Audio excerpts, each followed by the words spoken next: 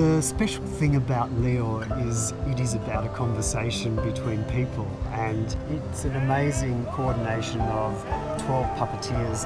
Some people have never operated a puppet before, most people haven't operated a puppet before, and they get to experience what it is to move an object in space, and it's a very special and unique experience.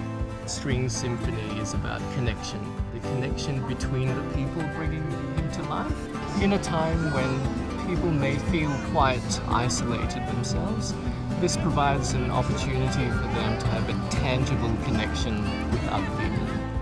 Leo is made out of over 1 kilometre woven rope and 600 LED lights inside him to illuminate it. The best feedback has actually been art and smiles on people's faces. I think people are mesmerised and they have this genuine engagement and joy looking up at this amazing puppet.